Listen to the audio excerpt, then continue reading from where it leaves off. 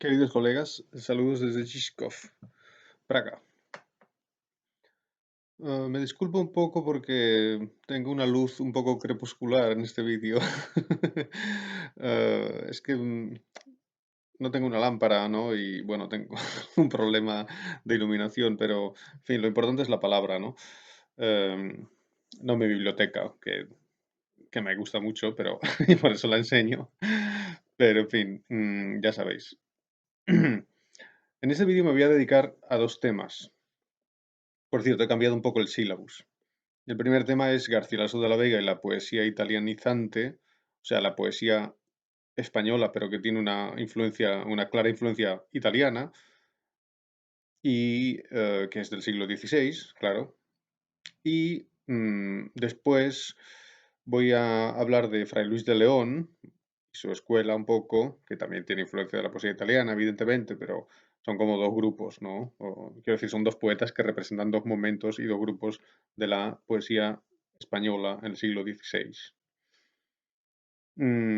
Bien, entonces a veces se dice que la poesía renacentista empieza con Garcilaso de la Vega o con Juan Boscán, ¿no? Garcilaso de la Vega o Juan Boscán. Ahora voy a mostraros los nombres y las fechas. Em, en el último tema hemos visto la poesía del siglo XV y la poesía del siglo XV se considera todavía una poesía en cierto modo medieval. Evidentemente, estas diferenciaciones son un poco son, digamos, pedagógicas, pero son muy simples, ¿no? Bueno, hay que tenerlo en cuenta, pero en fin, para no empezar complicando el asunto, sino dando algunas ideas claras que luego intentaré perfilar. La poesía del XV es una poesía más medieval y la poesía del siglo XVI ya es una poesía que se considera renacentista. Bien. Am,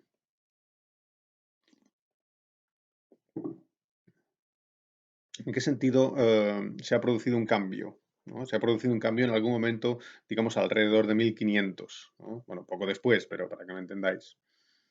¿Qué ha pasado? Bueno, pues sobre todo, aquí está la clave, aparece la influencia de Petrarca, de Francesco Petrarca, pero atención, la influencia de la poesía italiana de Petrarca, porque Petrarca es un autor que escribe prosa en latín, también escribe poesía en latín y también escribe poesía en italiano. Y son un poco diferentes, ¿no? Estos mundos. Es lo mismo cuando escribe prosa en latín que cuando escribe poesía en italiano. Bueno, pues Petrarca tiene una influencia en el siglo XV en España, pero lo que les interesaba más, digámoslo así, era la prosa latina de Petrarca. Esto es lo que se ve, por ejemplo, en la Celestina. En la Celestina hay una influencia de las obras latinas en prosa de Petrarca. Pero en el siglo XVI le llega a los poetas una influencia de la poesía italiana de Petrarca. Y esto es lo que hace que inicie un camino distinto. ¿Entendéis? Esa es la clave. No se puede decir, no se puede decir que la primera vez que llega la influencia italiana a la poesía española es en el siglo XVI, porque ya la influencia italiana está antes, incluso Petrarca. Esto ya lo demostraba Francisco Rico. Pero de una forma mucho más ocasional, de una forma muchísimo más ocasional. Cuando los poetas leen e imitan sistemáticamente a Francesco Petrarca, a la poesía en italiano de Francesco Petrarca, es en el siglo XVI. Y aquí está el cambio, repito. ¿Lo entendéis, no? Podéis volver a verlo si hay alguna duda. Bien, entonces, primero, solamente dos palabras de este señor, Francesco Petrarca, ¿no?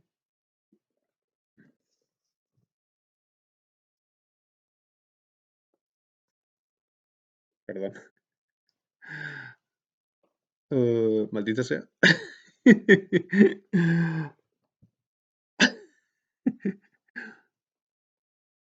No se ve, es un problema.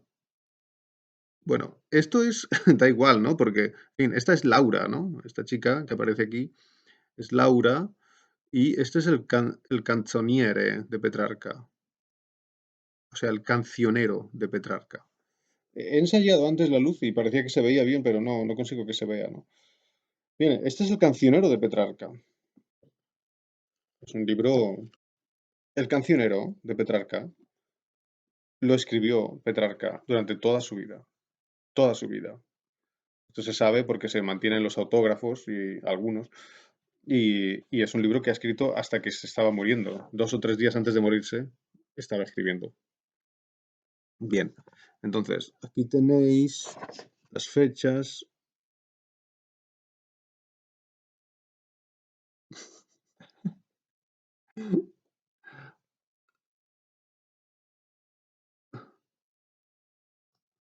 Perdón, no sé por qué no consigo. Ahora, sí. Bien, perdón, ¿eh? Que la luz me cuesta, te cuesta al ordenador. Ahí sí, vale. Bueno, aquí tenéis los poetas. Francesco Petrarca, lo podéis parar, ¿no? Mirarlo. Garcilaso de la Vega, Juan Boscán, luego lo voy a explicar después. Granada, 1526. Ahí se encuentran Boscán y Navallero, lo voy a explicar. La primera obra en que aparece publicada, la obra de Garcilaso y de Boscán, 1543, lo veis, ¿no? Obras de Boscán y algunas de Garcilaso. Luego Bernardo Tasso, que es un poeta del que voy a hablar ahora, y el nombre que aparece ahí, Isabel de Freire. Esto para que tengáis las fechas, etcétera. ¿De acuerdo? Bien, entonces, Francesco Petrarca es un autor del siglo XIV, 1304-1374. O sea, que ha escrito muchísimo antes que Garcilaso. Garcilaso muere en 1526, ¿no? Perdón, 36. Pues, ¿cuándo escribe Petrarca? Pues 2 siglos antes. O sea que no. Es una influencia de un poeta que ha escrito muchísimo antes, ¿no? Claro, esto también demuestra, digamos, la novedad de Petrarca, ¿no? Es decir, Petrarca hizo algo en el siglo XIV que 2 siglos después, en España y en el resto de Europa, los poetas están imitando, ¿no? Es decir, que Petrarca se adelantó 2 siglos. Es impresionante. No, Petrarca no es el primero que escribe sonetos, cuidado, no os equivoquéis. Los sonetos de Petrarca son muy famosos. Alguien puede pensar, pues Petrarca inventó el soneto o algo así. No, el soneto se inventó un siglo antes de que empezara a escribir Petrarca, o vamos, en el siglo anterior, ¿no? Digamos 70 años, o bueno, sí, casi 100 años antes de que empezara a escribir Petrarca. Y mm, en Italia también, ¿no? Y después escriben sonetos, pues, por ejemplo, Dante Alighieri, perdón, Dante Alighieri. Em, digamos, la siguiente generación es la de Petrarca, es decir, que hay por lo menos 3 generaciones de sonetistas cuando llega el soneto a Petrarca, ¿no? O sea que cuidado, Petrarca no es el inventor del soneto. Pero Petrarca, en cierto modo, hace algo nuevo, ¿no? Aunque ya se escribía una poesía más o menos un poco parecida, ¿no? Pero Petrarca coge todas esas influencias y en el siglo XIV hace algo nuevo. Hace un libro que es este, Il Canzoniere, Cancionero, que es un libro, digamos, que es una especie de biografía espiritual. Y está escrito con sonetos, o sea, estos son versos, ¿no? Estos son sonetos, por ejemplo. Está escrito en sonetos, pero también, fijaros, aquí hay unos poemas largos. Son canciones, églogas, sextinas provenzales, etcétera. No tenéis que aprenderlo, pero en fin, no solo hay sonetos, esto sí es importante, no solo hay sonetos, sino que hay muchos tipos de textos diferentes. Y aquí un poco da la sensación de que Petrarca cuenta una historia con poemas, en cierto modo. Conoce a Laura, se enamora de Laura, luego Laura muere y aunque ella esté muerta, Petrarca sigue enamorado de Laura. Está muerta, pero él la ama de todas formas, ¿no? La ama idealmente, claro.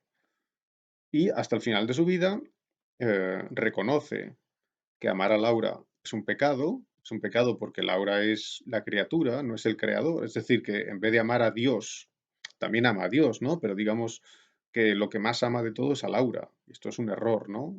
Amar a una mujer en vez de amar a Dios, pues es una debilidad o un pecado. Y hasta el final de su vida, de todas formas, reconoce Petrarca que, que la ama, que ama a Laura, ¿no? Entonces, en este sentido, digamos, es muy romántico, romántico entre comillas, y esto es algo nuevo que nadie había hecho antes, exactamente. eh, digamos, tiene un toque para entendernos, tiene un toque laico, ¿no? Es decir, que a pesar de que Petrarca es un poeta que cree en Dios, etcétera, pero él es como si estuviera diciendo, bueno, mi amor es lo más importante. Eh, y se arrepiente de ser, digamos, tan mal cristiano, pero aún así dice que su amor es lo importante. Por ejemplo, esto es el penúltimo soneto del Canzoniere, penúltimo soneto, o sea que está al final, lo que voy a leer ahora está al final, al final, al final. Dice, después de toda mi vida amando a Laura, etcétera, etcétera, dice, he llegado al final de mi vida, ya es un hombre viejo, y no se arrepiente de ese amor a Laura. Signor, che in questo carcer mai rinchiuso, trammene, salvo dagli eterni danni. Io conosco il mio fallo e non lo scuso. Che conozco mi fallo, que io conozco il mio fallo, que conozco mi fallo, o sea, conoce su error, sabe que está mal amar a Laura, e non lo scuso, pero no se arrepiente, no se arrepiente, ¿no? O sea, que le dice a Dios, al final de su vida, le dice a Dios, sálvame, porque yo sigo amando a Laura y no me arrepiento de ello. Esta especie de historia de amor que propone, claro, evidentemente no voy a reducir un libro como El Canzoniere de Petrarca, uno de los libros más importantes de la historia universal de la poesía, en dos frases, ¿no? Solamente quiero presentarlo un poco para que tengáis una idea. Eh, pero, digamos, a través de muchísimos temas que aparecen, ¿no? Es una cosa compleja. La historia del Canzoniere de Petrarca es una historia que, repito, propone un valor del amor laico o del amor, vamos, del amor terrenal en sí mismo, ¿no? Y claro, en este sentido, aunque esto sea un poco vago decirlo, es una obra renacentista porque, digamos, ya no pone en primer plano a Dios o a lo teológico, sino al espíritu humano en sí y a los sentimientos humanos, ¿no? Inmediatamente antes, Dante Alighieri ha escrito la Divina Comedia y allí Beatriz, Dante está enamorado de Beatriz, pero Beatriz es un símbolo de la teología. Y Laura no es un símbolo de la teología. Laura es una mujer. Claro, es una mujer imaginaria, ¿no? O sea, él se la inventa, ¿no? Pero digamos, es una mujer, ¿no? O sea, es un amor mundano, ¿no? Que sucede en el mundo. Bien, sobre todo la técnica, los sonetos y el verso en decasílabo, es lo que los poetas españoles mm, adaptan, ¿no? a la lengua española. Entonces, tenemos estos dos poetas, Garcilaso de la Vega y Juan Boscán, ¿no? Que son, digamos, los primeros y además ellos eran amigos y se conocían. Lo acabo de poner, ¿no? En el papel. ¿Cómo llega entonces la poesía italiana a España? Repito, Petrarca escribe en el siglo XIV, en el siglo XV hay una influencia de Petrarca, incluso de la poesía italiana, pero poco. Es como que los poetas no lo entendían, ¿no? Poetas españoles. Y en el siguiente siglo, en el siglo XVI, pues algunos poetas dicen, ah, mira, este señor escribe sonetos y escribe de esta forma, vamos a imitarlo, ¿no? Entonces, repito, se produce el cambio. El primero es Boscán, Juan Boscán. No es Garcilaso, es Boscán. Esta es la obra completa de Boscán. Boscán ha escrito muchísimo. Es un señor que escribe un montón de poesía, o un montón de poesía, ¿no? Esto es obras de Juan Boscán. En la edición de Clavería, que era un profesor fantástico, y, y el primero, repito, el primero que empieza a imitar a Petrarca es Boscán. A veces se dice poesía petrarquista, ¿no? Porque es una imitación de Petrarca. Bien. ¿Cómo se le ocurre a Boscán? Pues Boscán está en 1526, por eso lo he puesto ahí en el papel. En 1526 Boscán está en Granada. ¿Y qué hace Boscán en Granada en 1526? Bueno, pues es que es una boda en la Alhambra, qué bonito, ¿verdad? ¿Y quién se casan? Carlos V y una princesa portuguesa que se convertiría en Isabel de Portugal, reina de España, ¿no? O sea que Carlos V se casa con una chica portuguesa y esa va a ser la siguiente, la reina de España, ¿no? Y claro, la boda es en Granada porque es una boda real, ¿no? Es en el mejor sitio. Y ahí asisten muchos diplomáticos, escritores, muchos nobles, claro. De hecho, Boscán iba acompañando a un noble, al duque de Alba. Y cuando están ahí, pues pues hay una fiesta y están hablando, ¿no? Y se conocen y todo eso. Y entonces Boscan habla con un señor que se llama Navagero. Andrea Navagero estaba en el papel. Boscan y Navagero. Y Navagero es un poeta y es un historiador también, italiano. Bueno, es embajador de Venecia, pero también es escritor. Y entonces Navagero le dice a Boscan, Boscan, ¿qué te parece si intentas imitar la poesía italiana de Petrarca? Y Boscan dice, interesante, ¿no? Boscan ya era poeta, ya escribía, pero no escribía imitando a Petrarca. En el año 26 se encuentra Navagero, Navagero le propone que imite a Petrarca y entonces Boscan empieza a hacer sonetos. Es la primera vez que se hacen sonetos, perdón, no es la primera vez, ya se han hecho sonetos, incluso sonetos con influencia italiana, digamos, en el siglo XV, pero mal. Los del Marqués de Santillana son muy malos, ¿no? Entonces, ahora Boscan dice, vale, voy a intentar escribir sonetos como Petrarca. Y entonces empieza a imitar a Petrarca. Boscan habla con Garcilaso, se lo encuentra después, Garcilaso no estaba en la fiesta, y entonces Boscan le dice a Garcilaso, oye, estoy haciendo esto, ¿qué te parece? Y Garcilaso dice, voy a intentarlo yo también. Y entonces empiezan los dos a escribir sonetos. Y este es el comienzo de la poesía española de imitación a Petrarca, repito. Todo esto lo cuenta el propio Juan Boscan, eso está aquí, en una especie de prólogo que tiene su libro de poesía italiana, ¿no? Hace un prólogo, que es una carta, ¿no? Carta a la duquesa de Soma, y ahí Boscan dice, todo esto que yo he dicho lo cuenta él, ¿no? Dice, me encontré con Navagero y Navagero me dijo, etcétera, ¿no? Todo lo cuenta. Bien. Entonces, mmm, suponiendo que no sea un poco un cuento, digamos un cuento chino, lo que está claro es que unos poetas que eran Boscán, Garcilaso de la Vega, Diego Hurtado de Mendoza, luego ya Acuña, Cetina, ¿no? O sea, los poetas de la primera generación petrarquista, pues empiezan a imitar sistemáticamente a Petrarca. Y lo hacen bien, es decir, escriben versos de 11 sílabas como a Petrarca, y los imitan bien, o sea, aprenden bien la técnica, cosa que el Marqués de Santillana en el siglo XV no supo hacer, ¿no? Es decir, los acentos están bien puestos, bueno, no siempre, Boscán es más torpe, ¿no? Pero más o menos la imitación es buena. Y de hecho los sonetos de Garcilaso, algunos, pues son tan buenos prácticamente como los de Petrarca. Boscán es un poeta menos interesante, ¿no? Boscán fue el primero, fue el que tuvo la idea, ¿no? Digamos, pero el mejor poeta de esa generación es Garcilaso. Por eso se habla de Garcilaso y de Boscán se habla menos, ¿no? Claro, es interesante también. Entonces, cuando Boscán muere, se publica en 1543 un libro que se llama Obras de Boscán y algunas de Garcilaso de la Vega. ¿Por qué algunas? Porque Garcilaso había muerto antes. Garcilaso era soldado y había muerto en una batalla en Francia. Y entonces los papeles de Garcilaso pues andaban por ahí y Boscán tenía, como eran amigos, pues tenía los poemas de Garcilaso.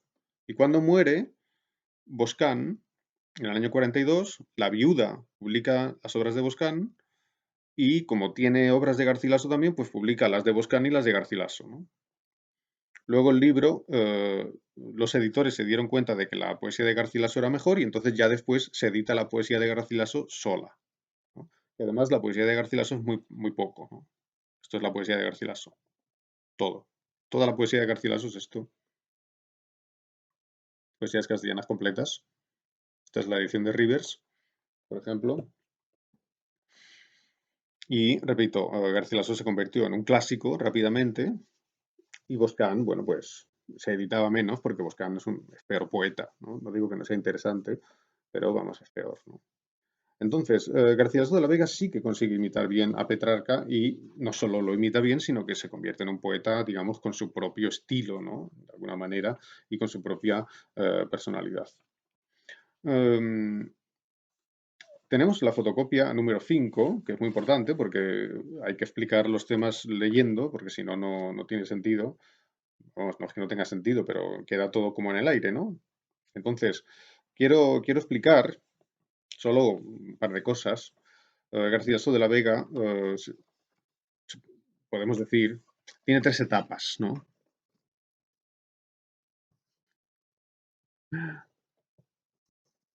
Sí, perdón, ¿no?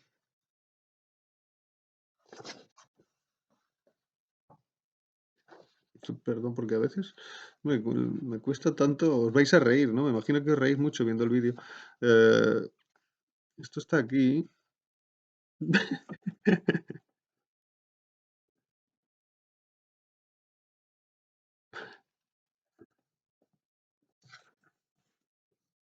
Sí, ahora se va a ver.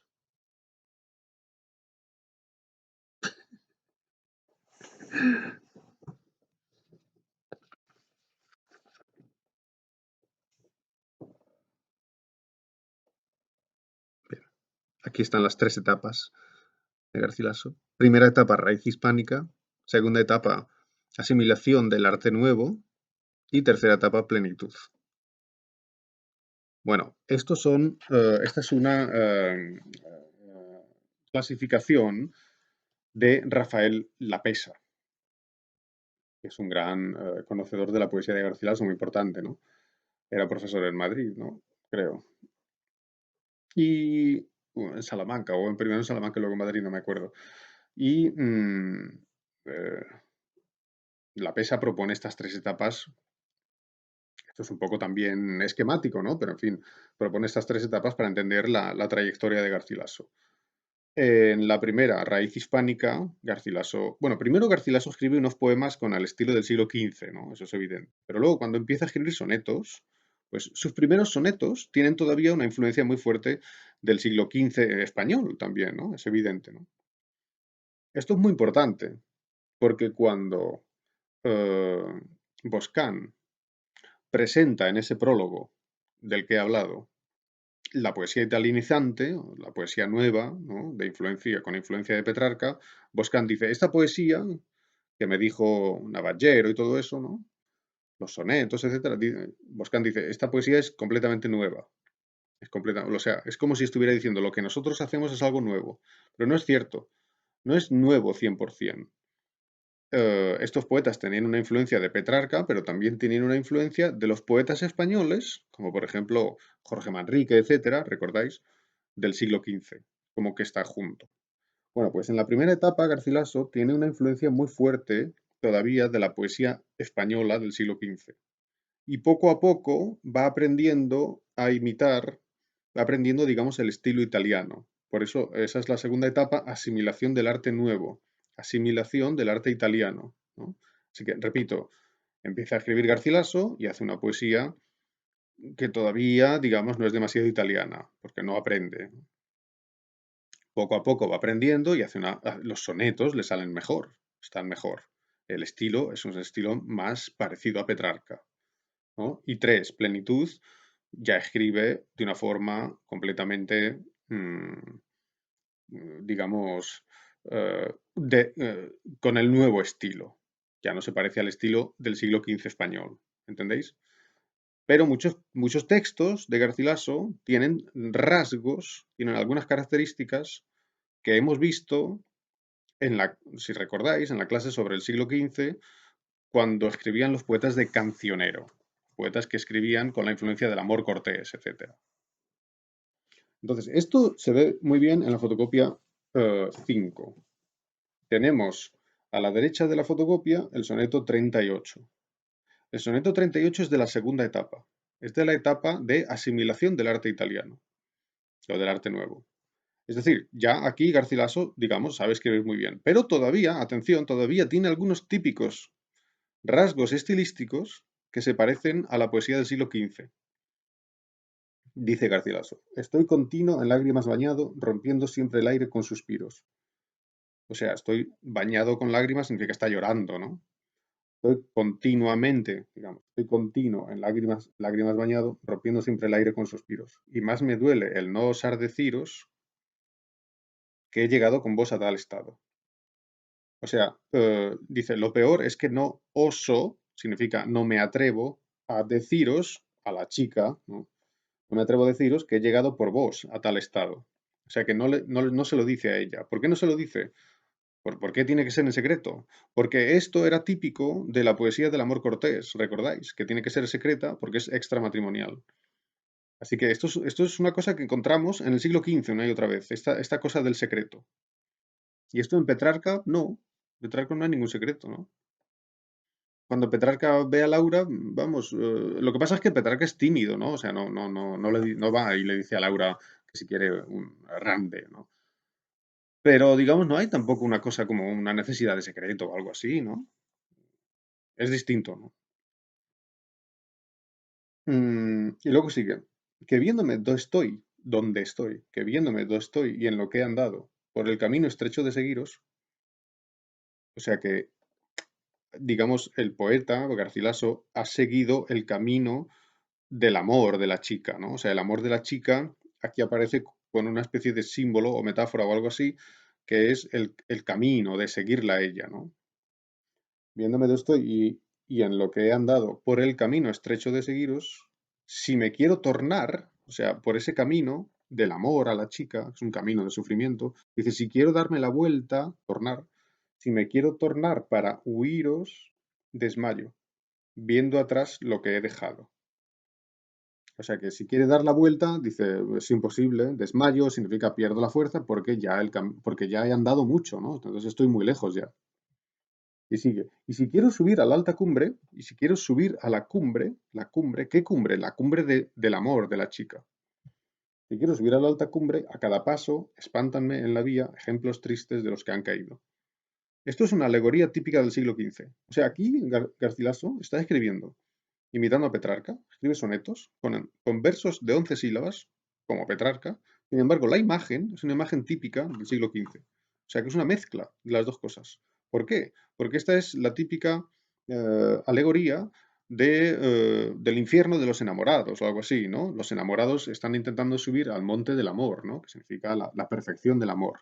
Y por el camino se van muriendo, porque sufren mucho, ¿no? Es de lo que habla aquí. Así que repito, hay una mezcla del arte italiano con el arte castellano del siglo XV. Por lo tanto, no es tan nuevo. Y acaba, sobre todo, me falta ya la lumbre de la esperanza con que andar solía por la oscura región de vuestro olvido. Muy bonito el final. El final es distinto, pero la metáfora, digamos, es una especie de alegoría, es típica del siglo XV. Bien, además de esto, encontramos en Garcilaso, esto es el soneto 23 pertenecería a la época de plenitud. Encontramos también cosas que son más típicamente renacentistas. Y hay algo que es absolutamente renacentista.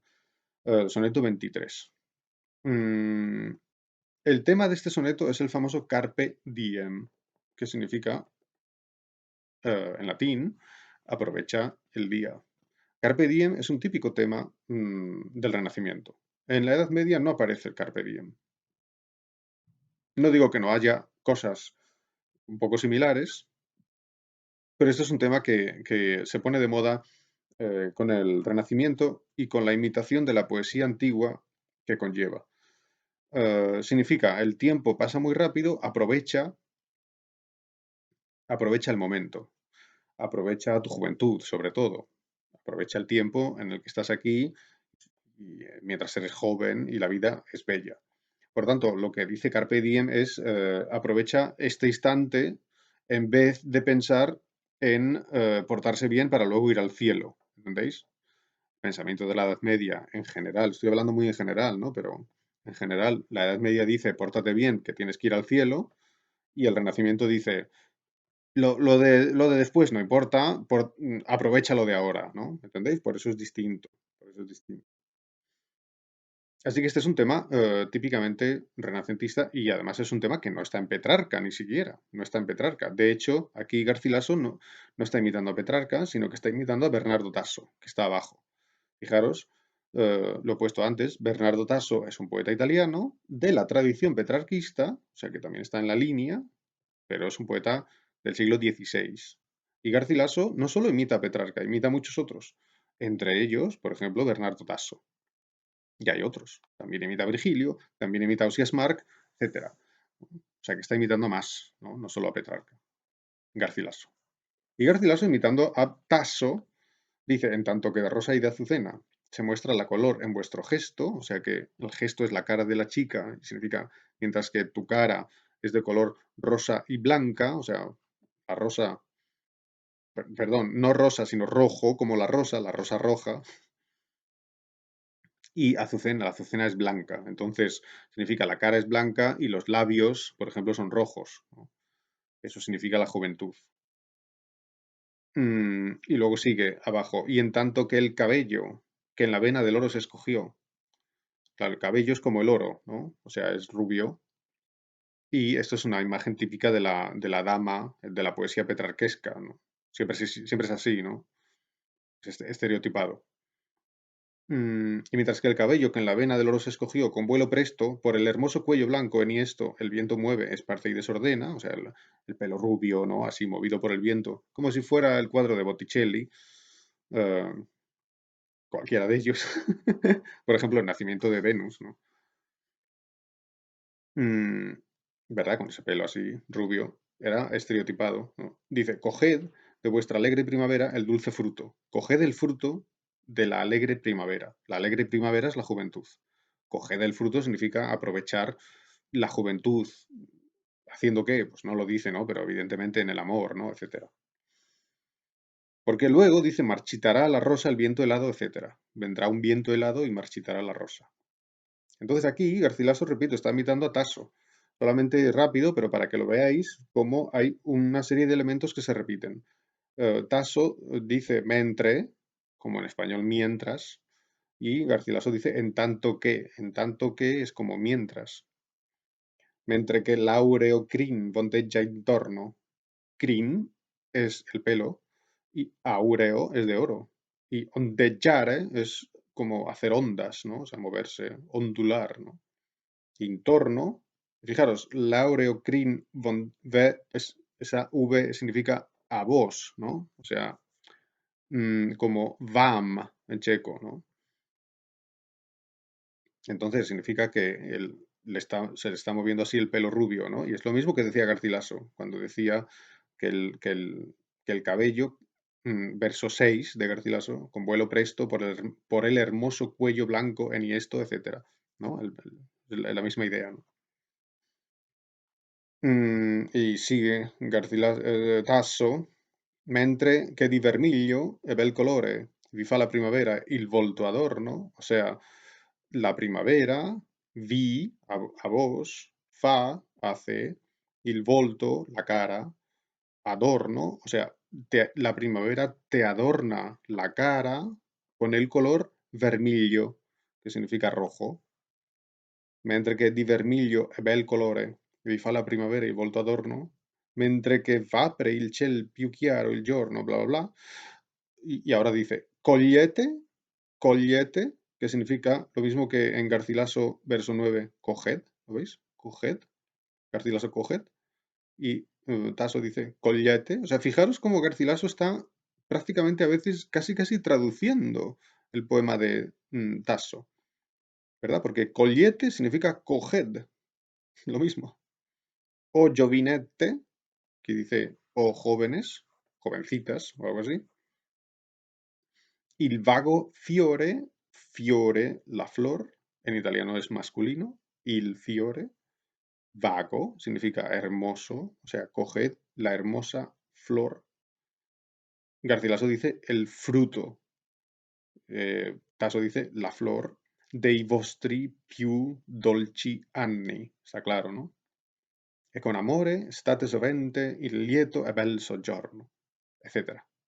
Y luego dice, verrà poi il verno. Vendrá, verrà, significa vendrá, poi, después, il verno, el invierno. Lo mismo que dice Garcilaso, más o menos. Eh, es decir, está muy cerca. El poema de Garcilaso está muy cerca del poema de Tasso. Alguien puede decir, bueno, Toe plagiat es un plagio. No es un plagio, es que en esta época era normal, era así como escribían los poetas. O sea, que los poetas se imitaban unos a otros, claro, intentaban, digamos, aportar una originalidad, ¿no? Pero se basaban en textos anteriores. Y esto era normal. Es la teoría de la imitación renacentista. No pasaba nada. repito, este es un tema típicamente renacentista de Garcilaso, que está en Tasso, no está en Petrarca, y que es típico del siglo XV, perdón, del siglo XVI y del siglo XVII después también, lo vamos a ver, por ejemplo en Góngora, soneto muy famoso, eh, en el cual imita también a Bernardo Tasso, por cierto, ¿no? Entonces, bueno, he presentado esto para que veáis un poco las líneas básicas eh, y, en fin, no me da, no, digo no me da tiempo porque alguien puede decir, bueno, que, ¿por qué no hace el profesor un vídeo de 3 horas? Podría hacerlo, ¿no? Pero para que sea pedagógico quiero que tenga más o menos una hora, ¿no? Y solamente quiero decir que cuando en el fragmento del centro de la fotocopia dice Elisa, ahí aparece alguien que está como hablando, ¿no? ¿Veis? Elisa, esa Elisa es una ninfa, eh, digamos que se inventa Garcilaso para escribir este poema, que es la Égloga 3, y esa Elisa es Isabel, Isabel de Freire, se supone, ¿no? Isabel de Freire, que estaba en el papel que os puse.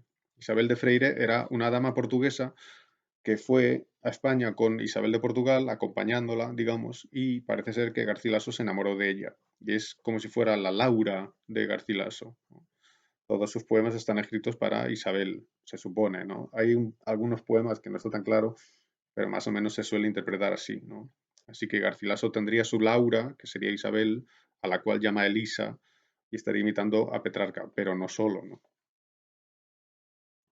Bien, entonces dejo más o menos zanjado el tema de Garcilaso. Evidentemente, solo es una introducción brevísima, muy breve. Eh, pero repito, para no pasarme de la raya,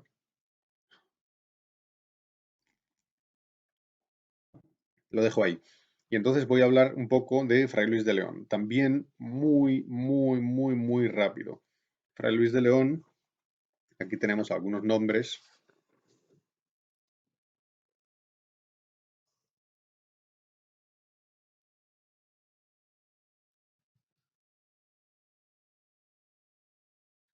Diréis, no, no, no hay ningún nombre.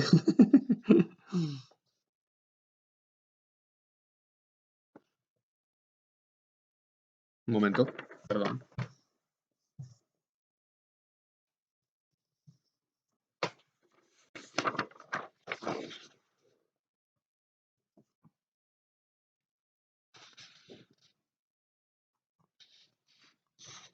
Es increíble.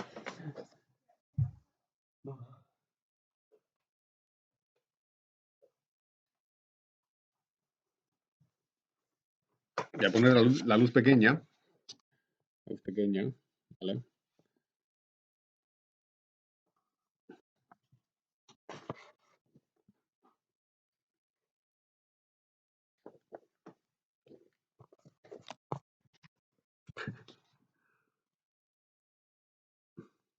Va. Aquí está. Fray Luis de León. Fray Luis de León. ¿Veis? Con los años, 1527, etcétera. Luego Arias Montano. Luego Francisco de Aldana. Y ahora, Fray Luis de León estuvo en la cárcel entre 1572 y 76, ¿lo veis? ¿No? Y ahí escribió este libro, de los nombres de Cristo. Bueno, lo empezó, ¿no? De los nombres de Cristo. Lo tenéis, ¿no? Vale. Lo siento, ¿eh? Es que aquí estoy.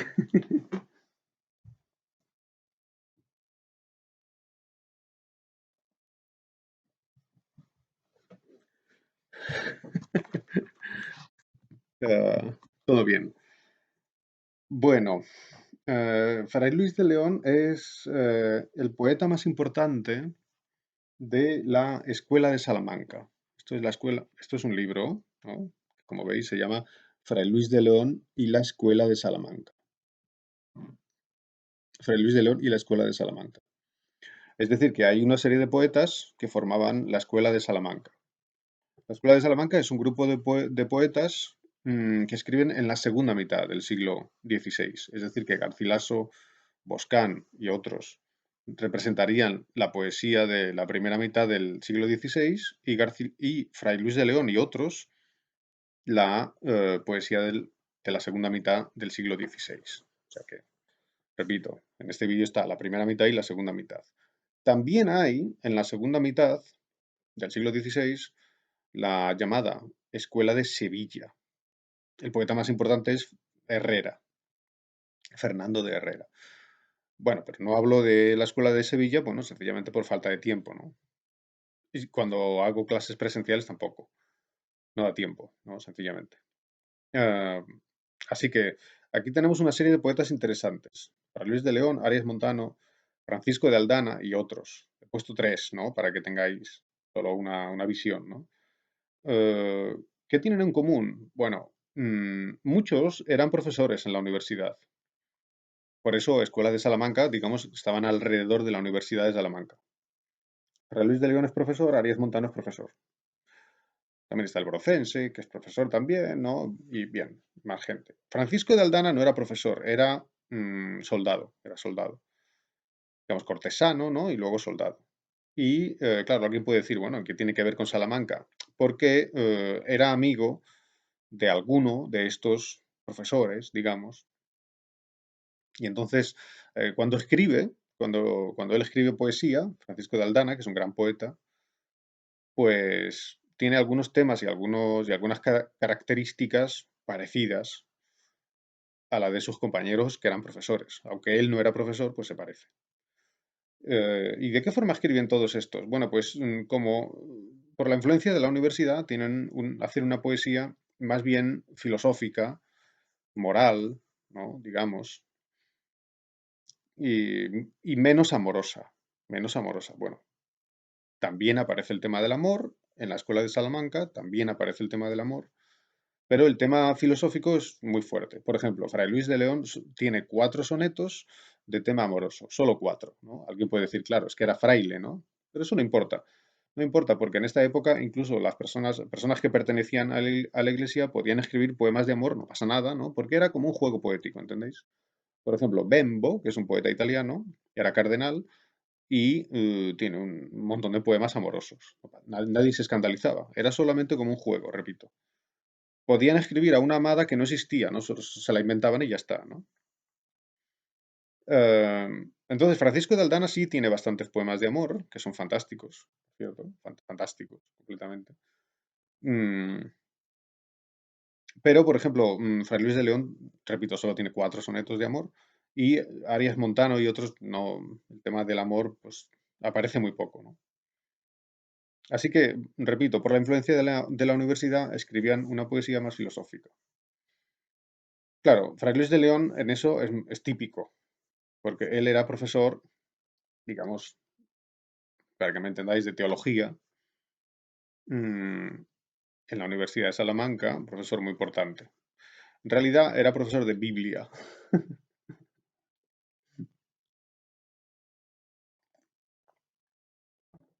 Y en esta época, en la primera mitad del siglo XVI, pero también en la segunda mitad, en España, se está estudiando la Biblia con unos nuevos parámetros, más filológicos. Eh, es decir, como son intelectuales renacentistas, lo que quieren es estudiar, como se decía en el Renacimiento, ad fontes, ¿no? Es decir, ir al texto original, ¿no? Es decir, si uno quiere estudiar Homero, tiene que estudiarlo en griego, porque si estudias una traducción, pues eso no es Homero. Si quieres estudiar a Virgilio, tienes que leerlo en latín. Pero claro, latín no era problema, porque en la Edad Media se habla latín, ¿no? Y se conoce el latín. Pero se conoce mucho peor el griego. Entonces el Renacimiento descubre el griego y hay muchos intelectuales, muchos escritores que saben griego, que aprenden griego, porque lo que quieren es leer las obras antiguas griegas, pero en griego, ¿no? Por ejemplo, Erasmo de Rotterdam aprendió griego, por cierto, lo aprendió él solo en su casa, y gracias a eso puede leer, por ejemplo, el Nuevo Testamento de la Biblia en griego, que es la lengua original del Nuevo Testamento. Novi Zakon je napsaný řecky. Jo. Není to překlad, je to napsáno tak. Bien, entonces, repito, hay un acercamiento a la Biblia en las lenguas originales. ¿Cuáles son las lenguas originales de la Biblia? Pues el Antiguo Testamento está en hebreo. También hay partes que están en caldaico y cosas así, ¿no? Y en arameo, no lo entiendo, ¿no? Pero, en fin, más o menos hebreo. Luego tenemos el Nuevo Testamento en griego, como acabo de decir. Y luego, claro, hay que saber latín, ¿no? ¿Por qué? ¿La Biblia está en latín? No, la Biblia no se escribió en latín, pero hay una traducción hecha por San Jerónimo al latín, que era el texto, digamos, oficial de la Biblia en la Edad Media, ¿no? O sea, mm, en la Edad Media, la- digamos, la versión oficial que se utilizaba era la versión de San Jerónimo, que es una traducción. Entonces, evidentemente, hay que conocerla. Pero eso no importa porque todo el mundo sabía latín, ¿no? Todo el mundo que iba a la universidad. En la universidad se hablaba en latín. Bien, entonces, mm, ¿qué hace Fray Luis de León? Bueno, él es un hebraísta, o sea, es un experto en hebreo. Conocía muy bien el hebreo. Y entonces estudia la Biblia, pero la estudia en hebreo, ¿no? Luego, cuando enseña lo que dice la Biblia en la universidad, pues dice, claro, porque aquí esta palabra en hebreo dice esto y esto, ¿no? Y esta es la palabra tal, y él conoce el hebreo, repito. Entonces, evidentemente se trataba de un filólogo y tiene un acercamiento distinto a la Biblia y es un intelectual, ¿no? Es un teólogo, ¿no? Y era, por cierto, un monje agustino. Él era un monje de la orden de San Agustín. Bien, entonces, Fray Luis de León, por una serie de, parece, ¿no? Parece que por una serie de, de, eh, digamos, de conflictos académicos que tenía en la universidad, despertaba, parece ser que despertaba cierta envidia en otros profesores, ¿no? Porque era más listo que ellos. Y entonces lo acusaron de haber traducido la Biblia, o una parte de la Biblia, del hebreo al español, cosa que estaba prohibida en esta época, ¿no?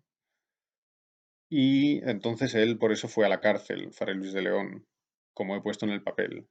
Del año 72 al año 76 estuvo en la cárcel. Y entonces hubo un juicio, ¿no? Se le hizo un juicio. Pero fue absuelto, o sea que después de 4 años le dijeron a Fray Luis, oye, perdona que nos hemos equivocado, ya te puedes ir. Y entonces se fue y no fue condenado, ¿no? Y volvió a la universidad. Parece ser, repito, que le denunciaron algunas personas, otros profesores, mm, que se odiaban mutuamente y todas esas cosas, cosas típicas de la universidad, por desgracia. Eh, repito, salió y no le pasó nada, siguió su vida, ¿no? Hasta el año 91. Y en la cárcel empezó a escribir, empezó, pero lo terminó después, este libro de los nombres de los nombres de Cristo, Fray Luis de León, de los nombres de Cristo. Este es un libro maravilloso, absolutamente maravilloso, de prosa, cuidado, no es poesía sino prosa, de Fray Luis de León, en el cual hace una explicación, una interpretación simbólica de los nombres que tiene Cristo en la Biblia. Por ejemplo, a Cristo en la Biblia se le llama, yo qué sé, Rey de Reyes, ¿no? Entonces él dice, bueno, esto significa, porque, ¿no? Y todo lo interpreta, ¿no? O yo qué sé, se le llama Beranek, ¿no? El Cordero, ¿no? Pues también lo interpreta. Y claro, para interpretarlo continuamente está diciendo esto en hebreo se dice así, esto en hebreo significa esto, estas letras del hebreo son simbólicas y pueden significar esto, ¿no? Y entonces es una especie de filosofía del lenguaje de la Biblia. Y esto está cerca, por lo menos, o puede estar cerca, porque no está claro, ¿no? Esto es un poco controvertido, pero podría ser algo relacionado con la cábala, que es la interpretación simbólica que hacen los judíos de la Biblia hebrea, claro, a base de una serie a base de un sistema simbólico y numérico de las letras del hebreo. Y esto, por cierto, fue inventado en España, ¿no? En la zona de Zaragoza. La cábala nace en la zona de Zaragoza, Cataluña y sur de Francia, más o menos al mismo tiempo. Y, o sea, que es un invento español. Y después de haber una cábala hebrea, hay una cábala cristiana, o sea, hay unos escritores cristianos que imitan esto, ¿no? Y Fray Luis de León podría ser uno de ellos, pero digo podría, ¿eh? Que quede claro. Por ejemplo, hay cabalistas cristianos que sí que son cabalistas, como por ejemplo Reuchlin o Pico de la Mirándola, eso está claro, ¿no? Entonces Fray Luis podría estar en esa línea, pero repito, no está del todo claro todavía. El caso es que estudia la Biblia basándose en el hebreo. Claro, entonces este era una persona muy intelectual, dedicada al estudio de la teología, ¿no? Y entonces en sus poemas no trata tanto el tema amoroso como el tema moral o el tema filosófico, ¿no? ¿Qué es el alma? ¿Qué somos? ¿Cuál es la relación entre hombre y Dios? Etcétera. No significa que sea una poesía mística. Fray Luis de León no es un místico, porque el místico lo que quiere es unirse con Dios en un acto de amor, y Fray Luis de León lo que quería era comprender. O sea, era un tío que lo que quería era entender, era un estudioso, ¿no? Y el místico no quiere estudiar a Dios, lo que quiere es amar a Dios, ¿no? Ahí está la diferencia. Así que no se considera a Fray Luis de León un místico. Se le considera un escritor religioso, intelectual, una especie de teólogo, un escritor espiritual, ¿no? La literatura espiritual, se dice a veces. La literatura espiritual es la literatura del siglo XVI que trata de la oración, de la relación con Dios, etcétera, ¿no? Digamos teológica. Bien, entonces, una clave de la poesía de Fray Luis de León, que también tiene una obra muy corta, muy pequeña, tiene, no sé, ahora me voy a equivocar, ¿no? Pero a lo mejor 15 poemas o, eh, bueno, 15 églogas, o sea, los poemas largos que tiene, sino 15 o 17 o algo así, no me acuerdo, ¿no? Pero no muchos. O sea, una obra muy breve, una obra poética muy breve. Pues en su poesía, que aunque es breve, no se puede reducir también a una frase, ¿no? Pero en fin, en su poesía muchas veces aparece el tema de la comparación entre el cielo y la tierra. Esto es una cosa que aparece también en de los nombres de Cristo. ¿Qué significa? Pues cuando Fray Luis mira el cielo, ¿no? Las estrellas, etcétera. No, no digo el cielo donde está Dios, sino el cielo astronómico, y ve que hay unos planetas y una regularidad. Las estrellas están siempre en el mismo sitio, etcétera. Pues dice qué maravilla eso, ¿no? El cielo es maravilloso. Y en cambio luego mira al suelo. ¿Y en el suelo qué hay? Pues hay luchas, conflictos, el hombre lleno de pecados, la envidia, la inutilidad, la mezquindad, la mediocridad, lo que nos encontramos una y otra vez en este mundo. Y entonces, claro, dice, vaya comparación, ¿no? El cielo es una maravilla y aquí estamos en esta especie em, de, de sitio asqueroso, ¿no? Y muchas veces sus poemas se basan tiene varios, ¿no? Que se basan en esta diferencia y en una especie de nostalgia de ese cielo, ¿no? Como una especie de nostalgia de ir al cielo, digamos, pero al cielo astronómico, ¿no? Claro, y al cielo con Dios también, evidentemente, ¿no? Esto es lo que vemos en el famoso poema a Francisco Salinas, que está en la fotocopia 6. Voy a leerlo un poco, pero no lo voy a leer entero, porque sería demasiado largo. eh, y empieza diciendo, bueno, perdón, Francisco de Salinas era un profesor también de Salamanca, era un amigo de Fray Luis y porque eran colegas, digamos. Bueno, tenía colegas a los que odiaba y colegas con los que se llevaba muy bien. Ah, Francisco de Salinas era profesor de música o de teoría musical y era también organista, o sea que tocaba el órgano. Y era ciego, era ciego. O sea, Francisco de Salinas es un personaje que existió, era autor de libros, ¿no? Y él era ciego. Y en la Oda, antes he dicho égloga, perdón, se llaman odas, ¿no? Estos poemas largos de Fray Luis se llaman odas. Y esto es Oda a Francisco de Salinas. Y dice, el aire se serena y viste de hermosura y luz no usada, Salinas, cuando suena la música extremada por vuestra sabia mano gobernada. Y esta primera estrofa es una lira, así se llama, lira. Esta es el nombre que tiene esta estrofa. Tiene 5 versos. El primer verso tiene 7 sílabas, luego 11, 7, 7, 11. Una estrofa que tiene 5 versos, 7, 11, 7, 7, 11, es una lira. Y esta estrofa la inventó Garcilaso. Es decir, que cuando Fray Luis de León escribe esta estrofa, está siguiendo el ejemplo de Garcilaso. Es decir, hay una línea, ¿no? Hay una línea, Garcilaso, Fray Luis, ¿entendéis? porque es la línea primera mitad del 16, segunda mitad del 16. Así que le está diciendo a Salinas que cuando él empieza a tocar, cuando suena, dice la música extremada por vuestra sabia mano gobernada, o sea, la música gobernada por su mano, cuando él toca con la mano, ¿no? Gobierna la música. Entonces, cuando él toca, dice, el aire se serena, como que da una especie de paz, ¿no? En el aire. Y se viste de hermosura y luz no usada. Hermosura y luz, luz. ¿Qué significa luz no usada? Pues luz que todavía no ha sido vista, digamos, o que todavía, o sea, luz primigenia, luz original, la luz del origen del mundo. Y, por cierto, Catherine Svietlitsky dice que aquí puede haber, lo digo solo marginalmente, ¿no? Que aquí puede haber una influencia de la cábala, ¿no? Tremendo. Es lo que dice esta profesora. Svietlitsky se llama. Bien. Entonces suena la música y todo se transforma, ¿no? Y sigue diciendo, a cuyo son, a cuyo significa de esa música, al son, que es el sonido de esa música, a cuyo son divino, el alma, que en olvido está sumida, el alma, que está sumida en olvido, sumida significa como hundida, torna a cobrar el tino y la memoria perdida de su origen primera esclarecida. Es decir, el alma vive en olvido, el alma está olvidada. ¿De qué? De todo. ¿De quién es? De quién es y de las cosas que sabía. Y ese alma, gracias a la música, dice, torna a cobrar el tino. El tino es el sentido.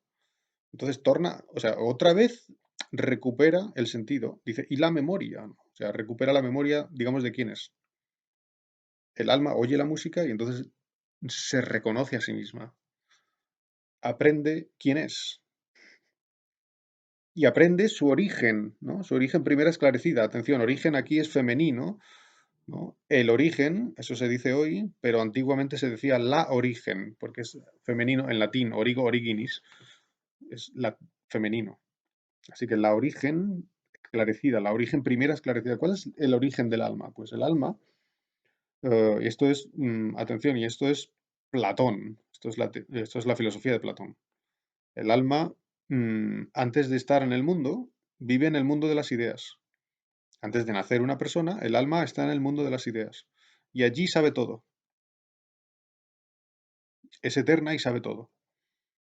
Es decir, tiene todos los conocimientos. Cuando una persona nace, ese alma, el alma de esa persona, cae al mundo. Y al caer al mundo, entonces el niño nace, ¿no? Al caer al mundo, olvida. Y entonces luego, durante la vida, tenemos que aprender otra vez, porque hemos olvidado todo. Pero ese aprender, en realidad, es un recordar, que ya lo sabíamos, solamente que lo hemos olvidado. Entonces dice Fray Luis que el alma que está olvidada vuelve, como que recuerda otra vez cuál es su origen, gracias a la música. Y sigue, y como se conoce, en suerte y pensamiento se mejora.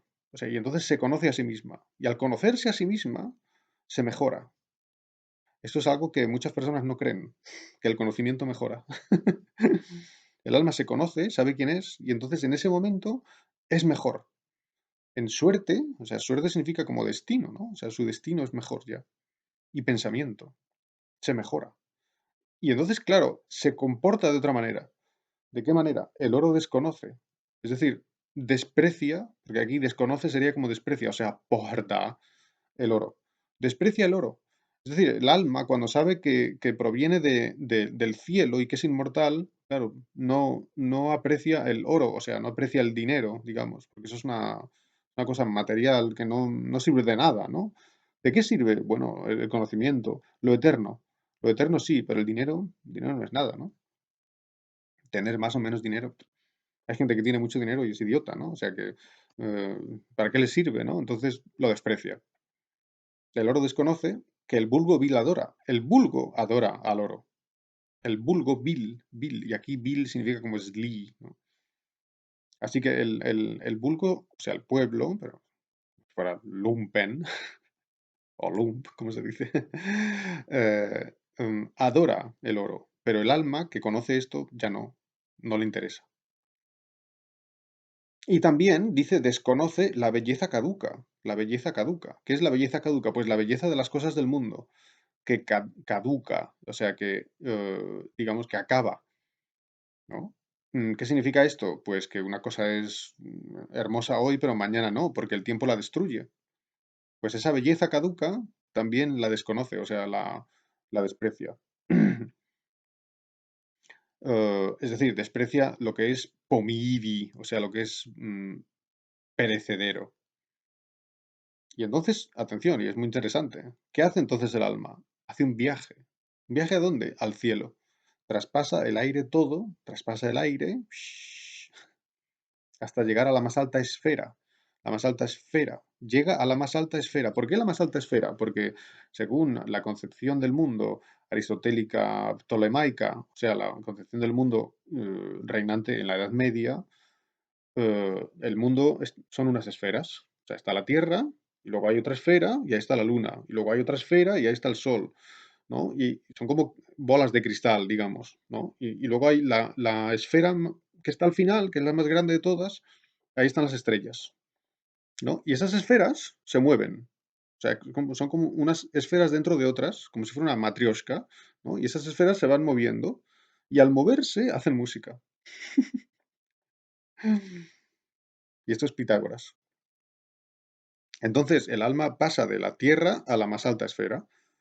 Dice, traspasa el aire todo hasta llegar a la más alta esfera. Y oye allí otro modo de no perecedera música, que es la fuente y la primera. Ve cómo el gran maestro, a que esta inmensa cítara aplicado, toca. El gran maestro es Dios.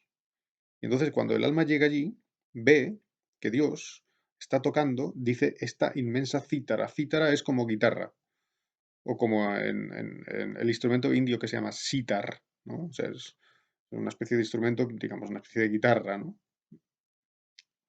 Cítara. Se llama así, ¿no? En español, cítara.